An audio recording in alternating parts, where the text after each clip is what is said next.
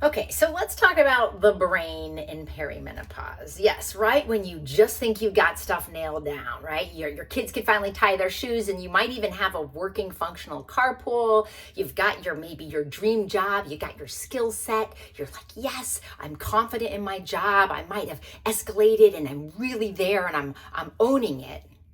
That's when it happens, right? Because this is the age when perimenopause kicks in so often about, perhaps 10 years prior to that last menstrual period, we might start feeling changes. And so often the changes early in this course are sleep, our mood, our brain fog. And that can be really scary, particularly if we're not expecting it and we don't know what it is or why it's happening. We can't seem to figure out what the name of any one of our children is at any given time. Is that just me? So what's happening? Well, let's look at working women right now and the impact this is having, because 13% of women have left their jobs because of menopausal symptoms. An additional 15% have considered leaving because of menopausal symptoms. That's 28% of women who are being affected so severely that they might quit what is off at a point that is so often maybe the height of their career. This isn't good for the workplace. It certainly is probably not good for the woman, right? I mean, listen, you really want to quit. Okay, that's a different story. But truly to recognize what a significant impact this is and how important it is that we support women in the workplace. We support women leaders, knowing that women leaders are generally more empathetic.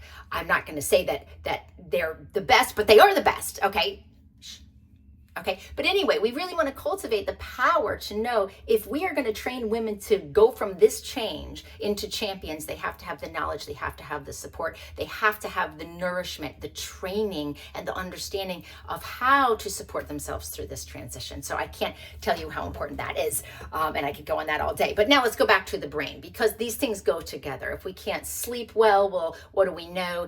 If you don't sleep well on one given night, you tend to have perhaps 30% higher anxiety the following day, according to one study.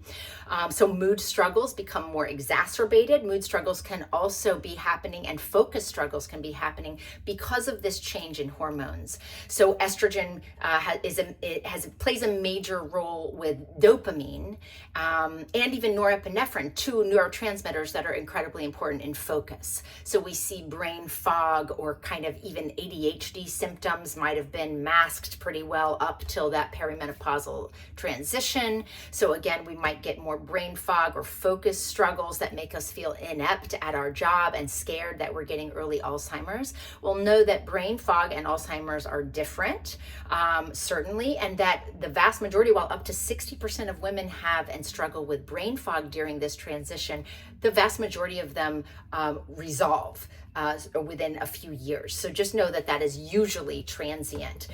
So sleep struggles, mood struggles, more anxiety, more depression is very common. A mood kind of dip for about 3 to 5 years during this time is typical. But have hope, because after menopause, we see the highest levels of happiness. There's a U-shaped curve to happiness, and menopausal women are at the height, usually more than they ever were before, when we had all those worries of caring what people thought. So really having that freedom and power with menopause, hold for that. So what else to recognize? Well, so often this transition is treated with a pill for every ill, as is the Western medical way. And not to say that antidepressants are never warranted, but did you know that 1 in 4 women over the age of 60 are taking a prescribed antidepressant medication? So often this may be part of the hormonal transition. So if we were to empower that, are we treating them correctly? Yes, it might be warranted, it might be helpful, and personalize this with your provider. And it's not a failure if you are taking one and you find it helpful, absolutely. But recognize, if we can help with the hormonal stability and the foundation, the quickest way to raise your serotonin is exercise. Of course, it's harder to exercise if we're depressed, if we're anxious, if we're overwhelmed. So sometimes this can be a very pivotal step to getting us out of the hole so that we can do more of this self-care. But finding that thing for you, and knowing that sometimes these antidepressant medications can exacerbate many of the side effects or the complaints that women have, or the struggles that women have during perimenopause, such as sexual side effects, such as weight gain, insomnia, drowsiness, various side effects that we do want to be conscious of that can be related to antidepressant medication. So make sure we're treating the right thing and that you are feeling empowered in the process.